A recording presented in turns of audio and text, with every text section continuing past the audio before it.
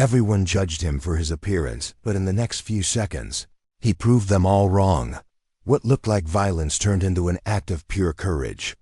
The afternoon rested quietly over the neighborhood, a kind of stillness that seemed almost deliberate, as though the world had paused just to admire itself. The sun hung low in the sky, pouring its golden light across the suburban street. Long shadows stretched lazily from rows of parked cars, and the leaves of tall sycamore trees swayed in a gentle breeze. A dog barked in the distance, and somewhere nearby, a lawnmower hummed, its steady drone blending into the fabric of suburban life. On the surface, everything was calm. Yet beneath that calm lingered an invisible weight, as though something unspoken hovered in the air, waiting. On the curb near the corner, a man sat hunched forward, elbows pressed to his knees, hands folded loosely together. His clothes were ragged, torn at the seams, their original color long since faded into a tired gray. A threadbare backpack rested at his feet, the zipper half broken, the fabric worn thin from years of use. His face bore the map of a hard life, creases carved deep into his skin. His eyes shadowed with exhaustion, but alive with an alertness that refused to die. He was a black man. And in this neighborhood, that fact alone already drew silent judgments. From passers-by, most avoided looking at him directly. Some crossed the street without a word. Others slowed their pace, glancing quickly, then turning their eyes away as though he were invisible. And perhaps that was the cruelest part, not the stares, not the suspicion, but the way he was so easily erased. He was there, breathing the same air, sitting under the same sky, yet to most he did not exist. Still, he sat quietly. The late sun washed over him, gilding the rough lines of his face, softening the image of a man the world had cast aside. His stomach ached with hunger, but he had grown used to that hollow gnawing, as familiar to him now as his own heartbeat. He pulled the strap of his backpack closer, as though to remind himself that it held the last fragments of his life. A spare shirt, a photo creased beyond recognition, a folded blanket. A few blocks away, a car rolled gently down the street, the sound of its tires whispering against the pavement. Behind the wheel was a woman, perhaps in her late 20s, her face pale with fatigue, but softened by an undeniable glow. The windows of her sedan were cracked open, just enough for the faint hum of her voice to drift into the air. She was humming a tune, not for anyone else to hear, but for herself and for the tiny life she carried within her. Her hand rested instinctively on her belly.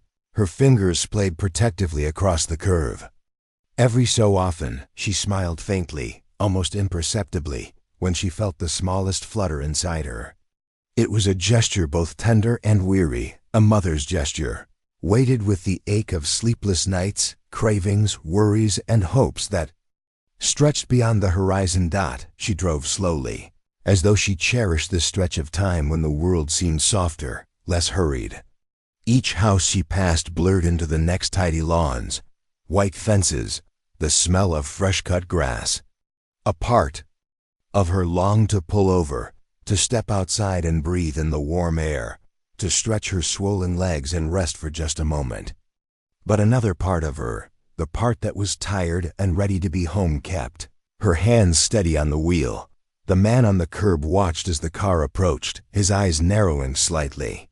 From where he sat, he could see the soft glow of the woman's profile framed by the window, the gentle tilt of her head as she hummed. She looked, in that moment, untouched by the harsh edges of the world. And yet, there was something fragile in the picture, something that carried the weight of vulnerability. The street itself seemed to hold its breath. The golden light, the quiet hum of life, the distant barking of the dog, it was all ordinary, painfully ordinary. But beneath it all ran a current, subtle and steady, like a drumbeat too low to hear but impossible not to feel. The homeless man shifted on the curb, a faint unease stirring in him. He could not name it yet. He only knew the peace of the afternoon. Felt delicate, too delicate, as though the slightest touch might shatter it. The woman's car rolled closer. She glanced briefly at her side mirror, her hand stroking her belly once more, lost in thought, oblivious to the eyes watching her from the sidewalk. And the street, bathed in sunlight, lined with shadows, remained poised on the edge of something about to unfold. The man sat in stillness, the kind of silence that comes not from peace, but from listening for what others failed to notice. His eyes shifted restlessly, darting toward the passing cars, scanning, reading the world in ways only someone who lived on its edges could. And then, in a heartbeat, his gaze snapped sharply to the approaching sedan. Something was wrong. At first it was only a scent, the faintest trace of smoke carried on the breeze, sharp and acrid, threading its way into his nostrils. His body stiffened. He blinked once, twice, then leaned forward, narrowing his eyes at the vehicle rolling slowly toward the intersection. The pregnant woman behind the wheel was oblivious, humming softly, one hand still protectively curved around her belly. He rose abruptly from the curb. His movements were jerky, urgent, startling even to himself. His eyes widened, reflecting a recognition others could not share. He saw it, the subtle trail of smoke drifting upward from beneath the hood, thin but undeniable, against the late afternoon sun. A danger disguised by the quiet beauty of the day. The woman guided the car toward the intersection, easing her foot onto the brake. She slowed, patient, careful, her mind preoccupied with the little life inside her. Her window caught the sunlight, turning it into a mirror that flashed briefly as she turned her head. She didn't notice the man standing now, his body tense, his breath shallow. Time seemed to tighten around him. His pulse pounded in his ears, his muscles taut with urgency. To everyone else, the scene remained ordinary, just another car, just another woman on an ordinary street. But to him, it was anything but ordinary. His gaze flicked down to the sidewalk, landing on a jagged stone left near the gutter, perhaps tossed aside by construction workers weeks ago. He hesitated for a fraction of a second, knowing what he was about to do would condemn him in their eyes. A homeless black man, already unseen, already judged. He knew how it would look. Yet the thought of the woman trapped inside that car, of the smoke thickening into fire, it left him no choice. In one swift motion, he bent, scooped up the rock, and before reason could stop him, he hurled it against the car window. The sound exploded into the still air crash. The glass shattered into 1,000 fragments, scattering across the pavement like brittle ice. The noise tore through the calm afternoon, silencing the hum of lawnmowers, halting conversations, and stopping footsteps mid-stride. Inside the car, the pregnant woman let out a piercing scream. Her voice cracked with terror, her hands instinctively flying to her belly as if to shield the fragile life within. She recoiled from the broken window, shards glittering around her like dangerous jewels. Her wide eyes locked onto the man standing outside, his chest heaving, his face set with a desperate intensity she could not yet understand. Almost instantly, the street erupted into chaos. "Hey! What the hell are you doing?" A man shouted, running toward the scene. "He's attacking her!"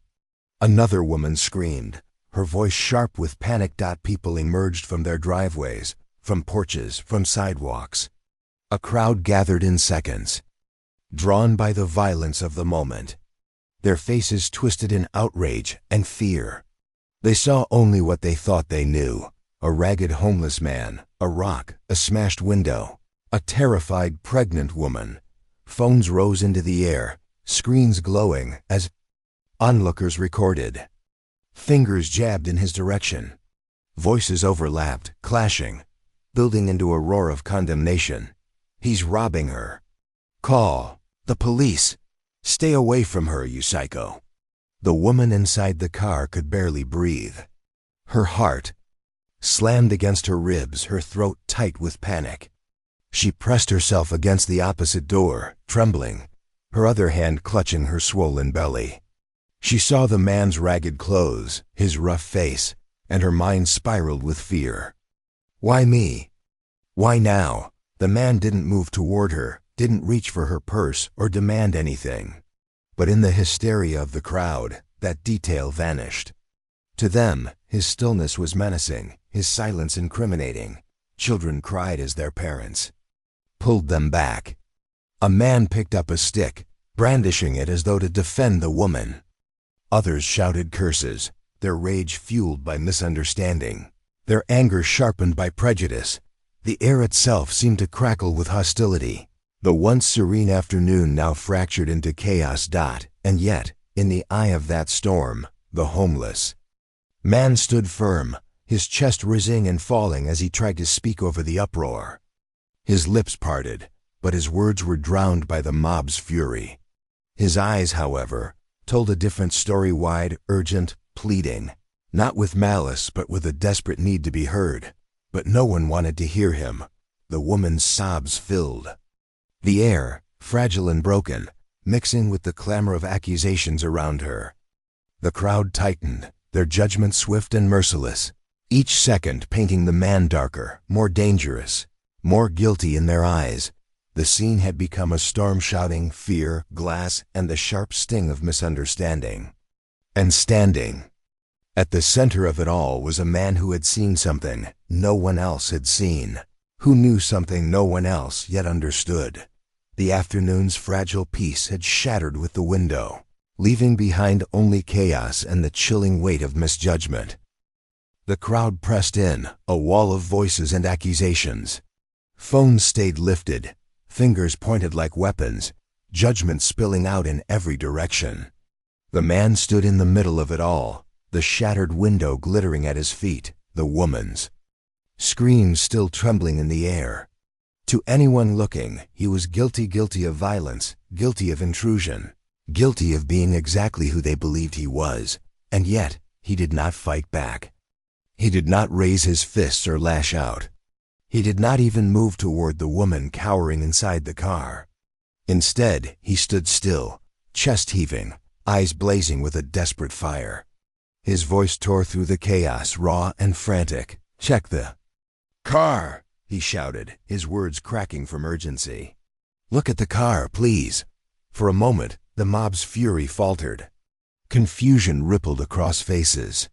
The command was so unexpected, so out of place with the story they thought they were seeing. Why would a homeless man risk everything, his freedom, his safety, just to scream for them to check a car? Someone in the back muttered, "What's he talking about?" Another scoffed, shaking his head. "He's just crazy." Trying to cover his tracks, but the man didn't stop. He raised his voice again, louder this time, the desperation in it scraping against every ear. "The car! Look at the car!" The pregnant woman, still trembling in her seat, pressed herself against the door. Her tears streaked down her face, her body shaking as her arms wrapped around her stomach. Fear still clung to her like a shadow. Yet slowly, hesitantly, she lifted her eyes to meet his. For the briefest second, their gazes locked, and what she saw there wasn't the wild malice of an attacker. It wasn't the cold greed of a thief. His eyes burned not with anger, but with urgency, pleading with her to understand something she could not yet see. They were the eyes of a man who wasn't finished speaking, who carried a truth too heavy to hold alone. Her breath came in sharp bursts. Her mind told her to stay afraid, to recoil, to distrust. But her instincts whispered something else. "There's more here." He raised a shaking hand and pointed, not at her, not at her purse, but toward the front of her car. His finger jabbed the air, his voice breaking as he cried, "There! Look there!" A hush spread for a heartbeat, fragile and uncertain. Heads turned, eyes following the line of his arm. At first, no one saw anything. Just the sun bouncing off the hood, the gleam of metal, the ordinary stillness of an ordinary car. Then faint, almost invisible thin curls of smoke rose from the edge of the hood. Wisps at first, ghostly and pale, easily mistaken for shadows. But then another strand followed, darker this time, winding upward like a warning written in the air. Gasps rippled through the crowd. Someone stepped closer, squinting. "Wait, is that?" "Yes." The man shouted, seizing the moment, his voice trembling with relief and urgency all at once. "It's smoke!" "The engine, it's about to catch fire," murmurs broke out, confusion replacing rage. People leaned forward, searching, whispering. The certainty of their judgment wavered, replaced by unease. Could it be true? The pregnant woman's sobs quieted, her trembling hand lowering slowly from her belly to her side. She blinked through her tears, peering out the broken window toward the front of her car. And then she saw it too, the faint gray tendrils curling upward against the sunlight. Her eyes widened, her breath hitching in her throat. The crowd, moments ago so loud and certain, hesitated now, shifting awkwardly. A man lowered his phone, his recording forgotten. A woman clutched her child closer, not out of fear of the homeless man, but out of sudden dread for the car smoldering just feet away. The homeless man's voice cracked as he pleaded again, his words ragged, urgent, undeniable. She couldn't open the door. "I had to break the glass. She had to get out." For the first time, the woman believed him. Not completely, not yet, but enough to feel the edges of her fear loosen. She looked at his hands empty, at his stance unthreatening, at his eyes still burning with desperate insistence. And she realized he wasn't trying to hurt her. He was trying to save her. The smoke thickened, growing darker, bolder, spilling upward like a signal too strong to ignore. And in that moment, the story began to shift. The villain the crowd thought they saw now stood revealed as something else, though the full truth had yet to unfold. The afternoon, golden and still only minutes ago, now carried the acrid bite of smoke on its breeze. The air quivered with uncertainty. The line between guilt and heroism, blurring before their very eyes, and at the center of it all stood the homeless man misjudged, condemned, but refusing to surrender his truth as the first visible signs of danger lit the edges of reality. For everyone to see. For a heartbeat, the street seemed to hold its breath, all eyes fixed on the thin gray tendrils curling upward from the car's hood. Confusion rippled through the crowd, replacing outrage with a sharp edge of unease. And then it happened. With a sharp pop, a spark flared beneath the hood. A sudden flash of orange flickered, hungry and violent, before vanishing into smoke again. The sound cut through the chaos like a whip. Gasps burst from the onlookers as fear replaced anger in their eyes. The homeless man had seen it before anyone else, long before the spark revealed itself. He had smelled it first, the acrid sting of burning wires, the faint gasoline tang that clung to the air like poison. He had noticed the sheen of fluid glistening on the pavement beneath the car, the subtle shimmer of danger hidden by the sunlight. His life on the streets had sharpened his instincts. He knew what others overlooked because survival demanded it. Now the truth was undeniable. The car wasn't safe. It was a trap waiting to ignite. Get her out. Someone screamed, but the woman was still frozen inside, pressed against the seat, her body trembling, paralyzed by fear.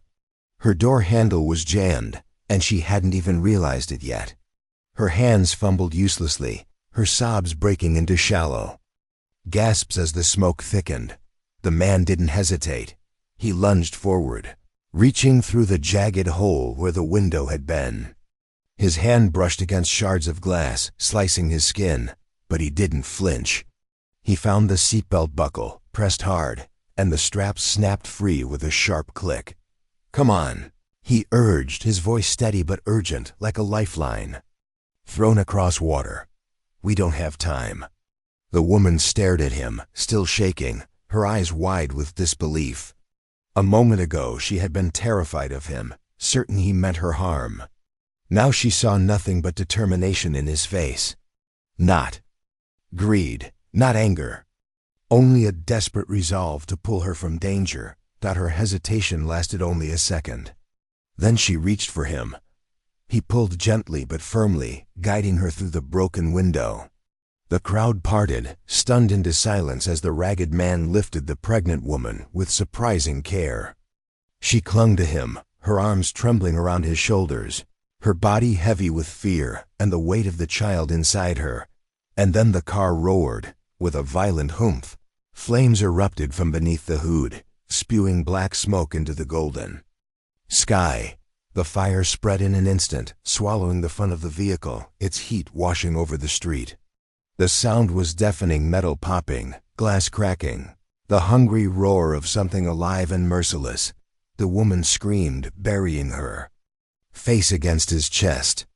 The crowd staggered back, shielding their faces from the sudden blast of heat. Their phones, still raised a moment ago, dropped limply to their sides as reality seared away the story they thought they knew. He shielded her as best he could, guiding her away from the flames, his own body positioned between her and the burning car. His shirt caught a spray of ash, singeing at the edges, but he didn't stop until he had carried her far enough that the heat no longer threatened to burn her skin. When he finally set her down, her knees buckled. She collapsed onto the sidewalk, one hand pressed protectively to her stomach, the other clutching his arm as though letting go would undo everything. Tears streamed down her cheeks, not from terror now, but from the shattering realization of what had just happened. The crowd stood in stunned silence. Their anger, their accusations, their certainty, all of it turned to ash in the fire's glow. They had seen the truth with their own eyes. The man they had called a criminal, a madman, a threat had saved her life. No one spoke at first. The only sound was the crackling of the burning car, flames devouring its frame. Faces once twisted with fury, now softened with shame and disbelief. Some lowered their gazes, unable to meet his eyes. Others stared openly, their mouths parted, their expressions caught between awe and guilt. The woman, still trembling, reached for his hand. Her voice shook, but her words rang clear in the stunned silence. You saved us. You saved my baby." He said nothing. His chest rose and fell, his hands streaked with blood from the glass. His eyes glistened not with pride, but with something heavier, relief, exhaustion, and perhaps a trace of sorrow. That it had taken fire and fear for them to finally see him for who he was.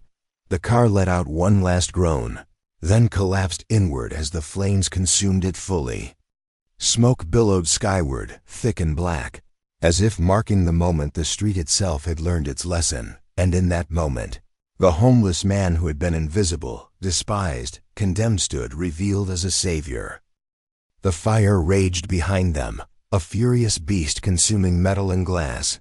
But for the moment the world narrowed to just two figures, a trembling woman and the ragged man who had pulled her from death's grip. She clung to him as though he were the only anchor keeping her from being swept away by the storm. Her hands gripped the fabric of his worn shirt, tears streaking her face, mingling with the soot on his chest. Her voice broke through the thick air, raw and desperate. "Thank you. Oh God, thank you. You saved me. You saved my baby." Her sobs came in waves, muffled against his shoulder. Every word was saturated with relief, every syllable carrying the weight of life restored. She kept repeating it, "Thank you. Thank you. Thank you," as if saying it enough times might repay the debt that could never truly be repaid. The man stood still, his body rigid with exhaustion and adrenaline. His arms hovered awkwardly before. He finally let them rest gently around her, a protective hold, careful not to hurt her or the child she carried. His breath came in heavy gulps, smoke stinging his lungs, but he said nothing. His silence carried its own power, louder than words could ever be. Around them, the crowd shifted uneasily. A dozen phones that had once been pointed at him, recording, judging, ready to expose a crime, slowly lowered. One by one, screens went dark as shame flickered across their faces. They had been so quick to condemn, so eager to believe. The worst And now they stood in the presence of a truth that cut deeper than flame. Murmurs rippled through the bystanders, soft and uncertain. He saved her. I thought he was attacking. Dear God, we were wrong. Some couldn't even look at him, eyes falling to the ground as if the pavement could absorb their guilt. Others stared openly, caught between awe and regret, their mouths dry with words they couldn't form. The tension of judgment had collapsed into silence, broken only by the crackle of fire and the woman's quiet sobs of gratitude. Sirens wailed in the distance, growing louder with every passing second. Soon the flashing red lights cut through, the smoke painting the street in harsh strokes of urgency. Fire trucks screeched to a halt, doors flying open as firefighters rushed forward with practiced precision. Hoses unfurled, water roared, and within moments the raging inferno was being beaten back. But even as professionals took control of the flames, everyone knew the truth. The real battle had been won minutes earlier by a man the world refused to see until now. A firefighter approached the woman, kneeling at her side, checking her pulse, her breathing, her condition. His eyes shifted briefly to the man beside her, a silent acknowledgement flickering in the glance. He understood what had happened here. He knew courage when he saw it. She's safe, the firefighter reassured gently, then spoke louder for the crowd to hear. Her baby's safe too. And it's because of him. Every head turned toward the homeless man. His face was streaked with sweat and soot, his hands cut and bloodied from the glass. His clothes hung in tatters, reeking of smoke, yet in that moment he looked larger than life. A savior disguised in rags. The woman clutched his arm, refusing to let go even as paramedics arrived with the stretcher. Her eyes locked on his, wide with a mix of awe and devotion. I don't even know your name, she whispered, her voice trembling. But I will never forget you. Never. Her words carried like a prayer, rising above the hiss of water and the crackle of dying flames. The man lowered his gaze, humility etched into every line of his weary face. He had not acted for glory, not for recognition, but simply because he had seen danger and chosen to act when no one else did. Yet standing there, surrounded by the stunned silence of those who had judged him, there was no denying the truth. His courage had saved not just one life, but two. The unborn child within her, fragile and innocent, would have perished in the fire had he not intervened. Instead, both mother and child would live, because he, a man with nothing, had given everything in that moment. The firefighters pressed forward, taking control, dousing the last of the flames. But the crowd no longer watched the burning wreckage. Their eyes remained fixed on him, the man they had misjudged, the man who had rewritten the story with his bare hands. Somewhere in the gathering, a phone lifted again, not to shame, not to accuse, but to capture the truth. This time, it was not a story of violence or crime, but of courage, sacrifice, and redemption. And in the glow of fading firelight, the black homeless man stood silently, a figure of quiet strength, as the world finally saw him for what he truly was, a hero. The chaos of fire and smoke had finally subsided.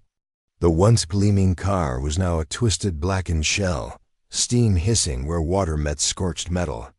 The smell of burned rubber lingered in the air, acrid and heavy, but the danger had passed.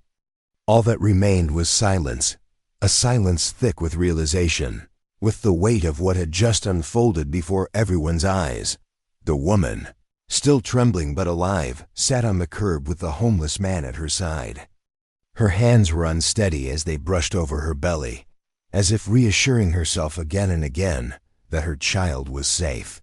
Her breaths came shallow, but there was a new steadiness in her voice when she finally looked up, meeting the eyes of the onlookers who moments before had condemned the man beside her. Her voice wavered at first, but grew stronger with each word. If it weren't for him, she said, her words cutting through the hush like a bell, my baby and I would be gone. She paused, swallowing hard, then spoke with firm conviction. Don't ever judge someone by how they look. The statement landed like a thunderclap.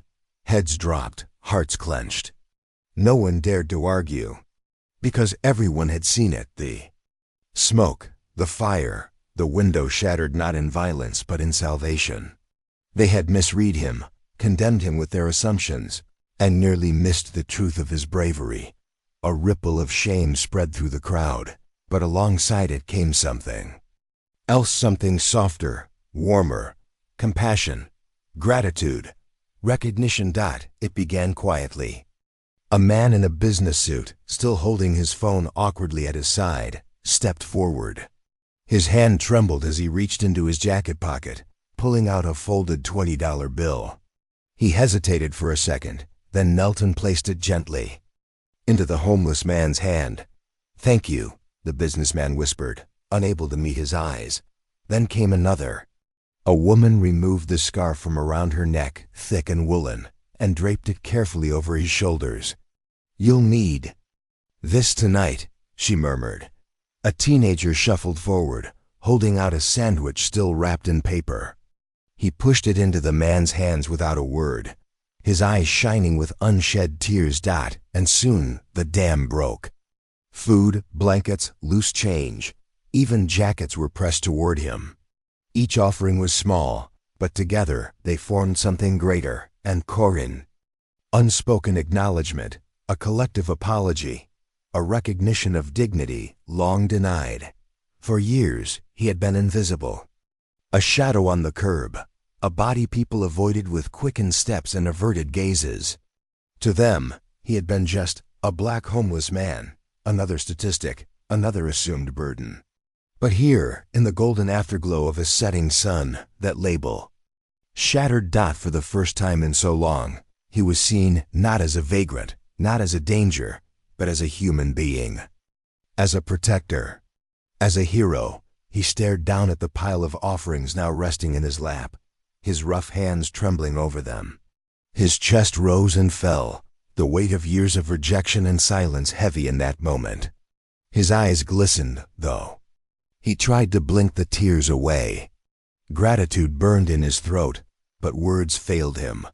He had acted instinctively, never expecting reward, never asking for recognition. Yet here it was kindness finally returned to him. The pregnant woman reached for his hand and clasped it tightly, her grip firm despite her shaking fingers. "You saved us," she whispered again. Her eyes shone with sincerity, with the kind of gratitude that would last a lifetime. "You saved everything." And with that, the truth settled over everyone gathered there. Worth is not stitched into clothes, nor tied to a bank account, nor measured by the comfort of a home. True worth lies in the choices we make, in the courage to act when others freeze, in the compassion to place another's life above our own. The lesson was undeniable. Appearances had deceived them, status had blinded them, but bravery had revealed the truth. As the crowd began to disperse, still casting glances back at him, the man sat quietly, the fading light painting his weary face in gold. For once, the weight of loneliness had lifted. For once, he was not invisible. He had no grand speech, no demand for thanks. He simply sat there, holding the woman's hand, as the night crept in and the stars began to pierce the sky. And though the world might forget the flames, the smoke and the wreckage, those who stood there that day would never forget the man who taught them a lesson they had nearly lost, that true worth lies not in appearances or status, but in courage, compassion, and selflessness, that sometimes the least among us carry the greatest light, and that a hero can be found where you least expect him.